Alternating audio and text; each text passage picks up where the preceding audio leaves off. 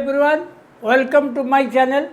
आज हम जो ऑटो कॉर्नर का लिंक कॉर्नर का कोन है उस पर जो बंचेस प्रॉब्लम आता है। बंचेस प्रॉब्लम मतलब सडनली वार्पिंग मशीन में जब धागा चलता है ना, ऐसे ही एंटागलमेंट होके एक बार ऐसे ही गुच्छा जैसा मटेरियल पास कर जाए, गुच्छा जैसा।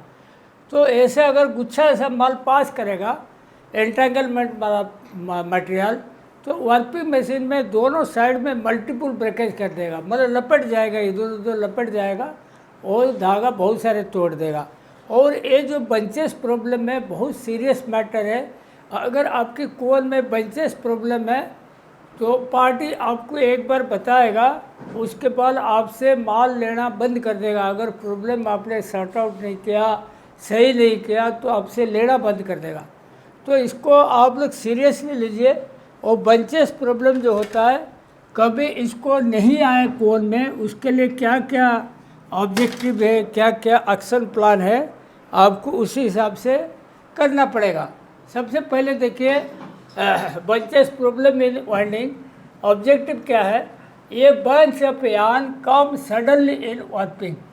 वार्पिंग चलने के टाइम में गुच्छा जैसा मटेरियल अचानक आ जाएगा और अचानक आके वो क्या होगा, वार्पिंग में बहुत सारी ब्रेकेज कर लेगा, मल्टीपल ब्रेकेज हो जाएगा, ठीक है।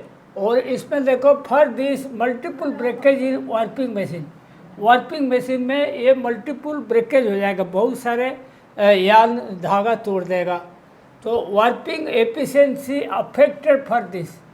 और जब एक साथ बहुत सारे तार टूट जाएगा, यार्न टूट जाएगा, वार्पिंग मशीन फिर इसको मेल्डिंग करके चलाएंगे तो टाइम लगता है और एफिशिएंसी का भी बहुत लसेस होगा। तो इसको ध्यान रखो।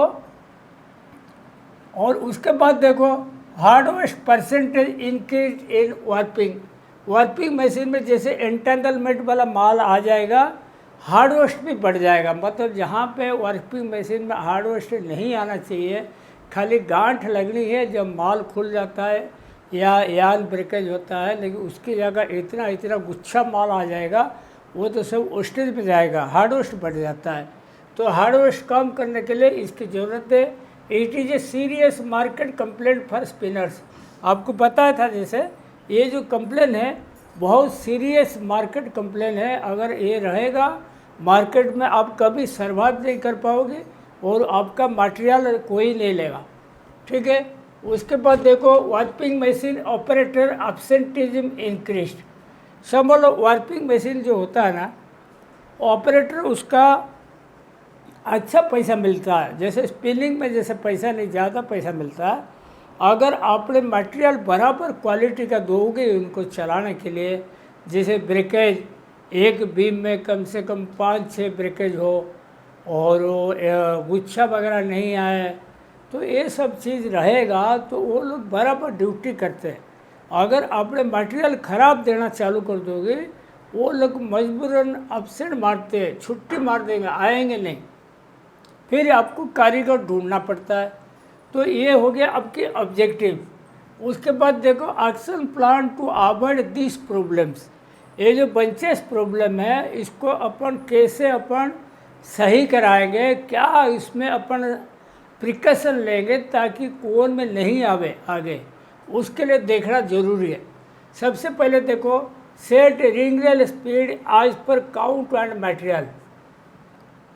रिंग रेल का जो स्पीड होता है, देखो एक बार ऐसे ऊपर उठेगा, चेस लेंथ जितना डाला वो जाएगा, फिर नीचे जाएगा, ऊपर जाएगा, नीचे जाएगा। उसका एक फिक्स्ड रेशियो है 2:1, ठीक है। तो 2:1 है, मतलब जाने के टाइम में बिल्कुल स्लो स्लो स्लो स्लो जाएगा और गिरने के टाइम में हाई स्पीड में गिरेगा। ये सिस्टम है। तो 1:2 जो रेशियो है वो हर जगह हर मशीन में रहता है। लेकिन रिंग रेल का स्पीड जो होता है वो काउंट के हिसाब से रहता है। फाइन काउंट में कम रहेगा, कोर्स काउंट में ज़्यादा रहेगा, क्योंकि कोर्स काउंट में यार्न डायमीटर बढ़ जाएगा, वो जल्दी जल्दी बॉबिन भर जाएगा। फाइन काउंट में पतला धागा रहेगा तो यार्न डायमीटर कम रहेगा, हल्का हल्का हल्का हल्का भरता रहेगा। तो हमेशा ध्यान रखो, कोर्स काउंट में रिंग रेल का स्पीड बढ़ा हुआ रखना, फाइन काउंट में घटा हुआ रखना। उसके बाद देखो set chase length as per ring diameter. आप सबसे पहले सुनिए चेस लेंथ क्या है। ये बॉबिन देखो, रिंग फिल्म का बॉबिन है। जैसे आपने ड्रॉप स्टार्ट किया, जो ग्रीन कलर का देख रहे हो, यहाँ से यहाँ तक, ये जो ग्रीन कलर का है यहाँ से यहाँ तक, इसको चेस लेंथ बोलते हैं, ग्रीन कलर का। ठीक है, ये जितना mm का है, मतलब कितना यहाँ से स्टार्ट हुआ ना धागा, तो यहाँ तक गया, फिर नीचे खिसका। अच्छा, ये पूरा हो गया।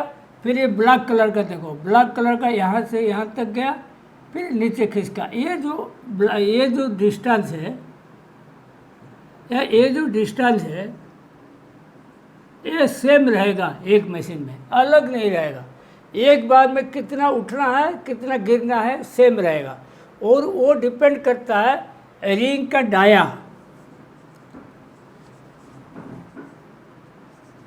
रिंग का डायमीटर के ऊपर डिपेंड करेगा।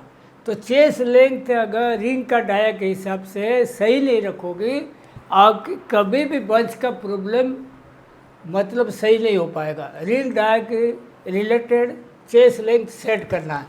देखो set chase length as per ring diameter, इसका maintain chase length ring diameter plus 15 से 20% मोर, रिंग डायमीटर प्लस 15 से 20% एक्स्ट्रा लेना, तब जाके वो चेस लेंथ बोलेंगे। जैसे कि आपको डिटेल में बताऊंगा, जैसे 36 mm का रिंग है, तो चेस लेंथ देखो 40 से 42 mm के अंदर सेट बैठेगा।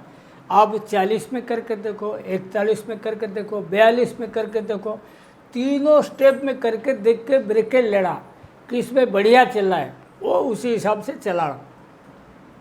तो 38 में देखो 42 से 44 mm का चेस लेंथ रहेगा। अगर 40 mm डाया है तो 44 से 46 mm का रहेगा। 42 mm डाया है तो 46 से 48 mm रहेगा। और रिंग डाया 45 mm तो 50 से 52, 51 हो गया तो 58 से 60 mm। ये होता है सिस्टम। तो इसका ये 15 से 20% आप रिंग डाया से ज़्यादा लेना। उसका मतलब का use ring traveller on heavier side. देखो जब रिंग ट्रैवलर अपन बिल्कुल हल्का साइड करेंगे तो रिंग फ्रेम में जो बॉबिन होता है ना, वो बराबर टाइट होकर लपेटेगा नहीं, वो पूरा पोची बॉबिन बनेगा, सॉफ्ट बॉबिन। सॉफ्ट बॉबिन बनेगा जब ये ऑटो कोनर में चलेगा, कभी कभी एक साथ चला जाएगा बंच ऑफ यान, वही होता है गुच्छा। वही होता है गुच्छा, इसको आपको कवर करना पड़ेगा। रिंग ट्रैवलर हमेशा हेवियर साइड रखना, लाइटर नहीं रखना। Clean auto Conor drums bye micro emery paper. जो ऑटो कोनर ड्रम होता है, देखो कटन नेचुरल वैक्स है उसमें, तो उसमें क्या मतलब कुछ वैक्स चिपक जाता है ड्रम के ऊपर, और ड्रम के ऊपर जब चिपक जाएगा मटेरियल, जैसे यान चलता रहेगा, कभी कभी चिपकने की जगह वहीं पे माल एंटेंगलमेंट होके चिपक जाएगा, तो वो भी गुच्छा आता है। तो वो चिपकने चीज़ जो होता है वैक्स का, इसको क्या करना, कभी कभी माइक्रो एमरी पेपर, जो बालू कागज़ बोलते हैं ना, जो सैंड पेपर बोलते हैं, पूरा बारीक बारीक एक आता है, इसको एक बार ऐसे ऐसे घिस देना ड्रम के ऊपर, ज़्यादा दबा के नहीं घिसना, ऐसे हल्का हल्का घिस देना, वो निकल जाएगा। ठीक है, तो ड्रम हमेशा क्लीन रखना। Clean every drums by LB40 water solution. वो ड्रम होता है हमेशा महीना 1.5 महीने में एक बार LB40 वो पानी मिला के कपड़ा, साफ कपड़ा लेना, इसको ड्रम ऐसे ऐसे साफ करना। जब मेंटेनेंस क्लीनिंग ले तो महीना 1.5 महीने में करना, इतना फ्रिक्वेंट करना ज़रूरत नहीं, लेकिन करना ज़रूरी है। Check lifting of drums after yarn breakage, ये भी बहुत इम्पोर्टेंट है। लिफ्टिंग ऑफ मतलब ये अडप्टर मतलब कोन कैसे होता है मालूम है? जैसे कि अपना ये देखो कोन है,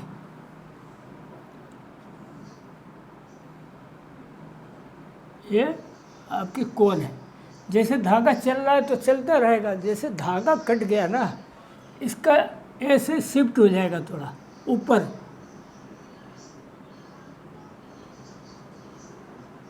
ऊपर शिफ्ट हो जाएगा ना, ये जो कोन ऊपर चला जाएगा, जो ड्रम बंद होने तक वो रगड़ नहीं खाएगा। तो ये अगर ऊपर शिफ्ट नहीं होगा, और ड्रम तो तुरंत नहीं रुकेगा ना, 1500 चल रहा है तो तुरंत थोड़ी रुक जाएगा, और ड्रम आहिस्ता आहिस्ता रुकेगा। तो ये जैसे धागा कटेगा ना, ये कोन जो पैकेज वाला कोन थोड़ा ऊपर उठ जाएगा तो वो रगड़ नहीं खाएगा, रगड़ खाएगा तो धागा कट के वहीं पे गुच्छा बनता है। तो जो ऑटोमेटिक होना चाहिए, अगर आपकी धागा कट गया कोन अपना आप लिफ्टिंग होना चाहिए। ये कोन लिफ्टिंग का आप जरूर चेक करो। Balkan valve must oil functioning. Balkan valve मतलब देखो, आप देखना ऑटोकोरम में कभी कभी आपको बता, तो बाल्कन भाल्व क्या होता है। ये जैसे आपकी समझ लो, ये आपकी बॉबिन है, ठीक है। वो क्या होता है, एक ट्यूब जैसा रहता है,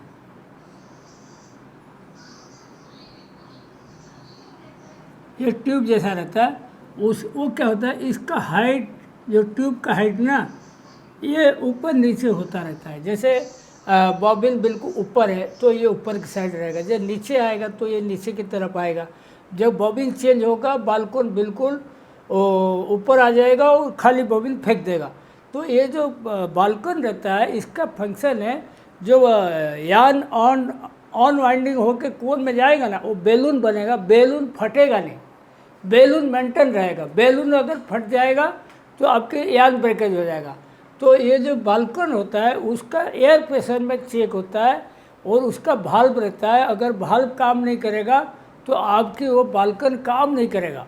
तो बाल्कन काम नहीं करेगा, जैसे बॉबिन का हाइट, धागा यहाँ से खुल खुल के यहाँ तक बटन तक जा रहा है, तो बाल्कन भी उसी हिसाब से ऊपर नीचे होना चाहिए। अगर ऊपर नीचे नहीं होगा तो बालूनिंग फट जाएगा, तो दिक्कत जाएगा, यान ब्रेकेज होगा। तो बाल्कनिंग जो होता है, बाल्कन भाल्व, वो मस्ट ऑपरेट होना चाहिए। यान tension must tight in machine. जब कोन के ऊपर जब वाइंडिंग कराते हैं, धागा बढ़ाते हैं, तो इसका यान टेंशन टाइट रहना चाहिए, ना कि लूज रहेगा। जब वर्किंग में लगाओगे ऑटोमेटिक वो धागा के साथ बंद चला जाएगा, तो दिक्कत जाएगा। सेट रैचेट, अच्छा, check rewinding up each count on daily basis. Rewinding क्या होता है, जैसे आपकी समझ लो, आपके कोन बन गया, वाईसीपी हो गया, पैकिंग के लिए तैयार हो गया, तो आप एक सिस्टम डाल दो, हर काउंट का 10 कोन रिवाइंडिंग करना। मैनुअल रिवाइंडिंग मतलब ऑटोकोरम का गेज ऑफ करके खाली थिन प्लेस का गेज रखना, और नॉर्मल गेज रखना, कोई टाइट नहीं रखना, लूज नहीं रखना। उसमें 500 का या 800 का या 1000 का स्पीड रख के इसको रिवाइंडिंग करना। कार्डेड कहे तो 700-800 तक रख देना, कोम्ड है तो 1000 तक रखना। तो क्या होता है, रिवाइंडिंग करोगे ना, उसमें अगर गुच्छा रहेगा मालूम पड़ जाएगा, तो गुच्छा रहेगा मालूम पड़ेगा तो आप स्टेप ले सकते हो। तो ये आप असूल में डाल दो, डेली हर काउंट का 10 कोन आपको रिवाइंडिंग करना है। रिवाइंडिंग करने से आपको मालूम पड़ेगा इसमें थिन प्लेसेस तो नहीं जा रहा है, गुच्छा तो नहीं जा रहा है। रिवाइंडिंग ब्रेकेज ज़्यादा आएगा तो ऑटोमेटिक वर्किंग में ब्रेकेज ज़्यादा आएगा। तो रिवाइंडिंग करने से क्या होता है, आपकी सेल्फ असेसमेंट हो जाता है, मटेरियल आपने कैसे भेजा। सेट रैचेट पिन एज पर काउंट और मटेरियल। रैचेट पिन जो होता है, देखो आपको समझाता हूँ, जैसे 8 से 12 काउंट तक है, और पर लिफ्टर होल जो बोलते हैं ना, EF बोलते हैं LMW मशीन में, ये E है, ये F है। EF का कम्बिनेशन हमेशा ध्यान रखो, 113 रहता है, 113 टीथ का। जब मोटा काउंट चलाओगे, E बड़ा गियर रहेगा, F छोटा गियर रहेगा, मतलब रिंग रेल का चाल बहुत फास्ट रहेगा, बहुत जल्दी अप डाउन होगा। तो इसमें पिन भी 3 पिन रखना, जो हट काम रहता है ना, उसमें पिन रहता है ऐसे 3 बोल्ट रहता है, 3 जगह रहता है। तो इसमें 3 पिन रहेगा, मतलब 3 जगह नट बोल्ट रहेगा, वो 3 बार प्रेस करेगा रिवर्सिंग के टाइम में। तो ये 8 से 12 काउंट 80/33 का रखना गियर EF का, वो 3 पिन कर देना। ऐसे ही 13 से 14 काउंट देखो 73/40, और थोड़ा स्पीड कम हो जाएगा रिंजन का, वही 3 पिन रहेगा, ठीक है। उसके बाद देखो 15 से 20 काउंट जब लोगे 69/44 हो जाएगा, 2 पिन हो जाएगा। यहाँ से देखो ये 2 पिन हो जाएगा, ठीक है। उसके बाद 21 से 24 से 6350 हो जाएगा, 2 पिन हो जाएगा। 25 से 30 53 से 60 है, 2 पिन हो जाएगा। 31 से 40 50 63 2 पिन हो जाएगा। 41 से 50 44 69 2 पिन हो जाएगा। और 51 काउंट एंड एबव 40 73 भी चला सकते हो, 33 से 80 भी चला सकते हो, इसमें सिंगल पिन रहेगा।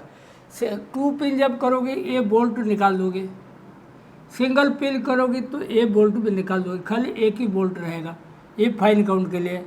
तो ये इस हिसाब से रखोगे तो आपके बॉबिन जब कोन बनेगा तो उसमें बराबर ओपन होता रहेगा, अचानक गुच्छा नहीं आएगा। तो उसके बाद देखो, do not increase decrease auto corner speed frequently. जैसे चालू मशीन में आप कभी भी स्पीड एकदम बढ़ाना नहीं और घटाना नहीं।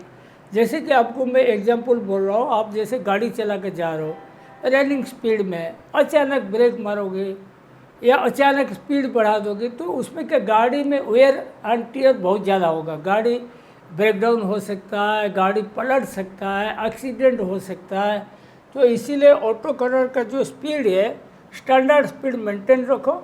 अचानक इसमें समय 1200 चल रहा है तो माल बॉबिन नहीं मिला है 1500 कर दिया, 1600 कर दिया, ऐसे कभी नहीं करना, वो बहुत बेकार की चीज़ है, उसमें करोगे तो आप फंस जाओगे। Keep winding and binding ratio आज पर नॉर्म्स, आपको जैसे पता था 1:2 रहेगा। और वाइंडिंग बाइंडिंग का जो सिस्टम है उसका एक वीडियो बनाएंगे हम, आपको बताएंगे, तो इसको देखिएगा, आप सही रहेगा। और maintain chase length ring dia plus 15 से 20, ठीक है, 15 से 20% मोर, तो मतलब 4 से 6 mm का ज़्यादा रखना रिंग डाया से। अगर रिंग डाया जैसे बड़ा हो गया 51 में हो गया, ये 7 से 9 mm का मैंने ज़्यादा दिया। तो ये इतना आप अगर फॉलो कर लोगे तो आपकी बंचेस का प्रॉब्लम नहीं आएगा। आप बिल्कुल बेफिक्र रहिए क्वालिटी के लिए और इसको मेंटेन करके रखिए, आपका क्वालिटी बढ़िया रहेगा, माल बिकेगा, आप लोग का सर्वाइव होगा। आज का टॉपिक मैं यहीं पे रखता हूँ। Thank you.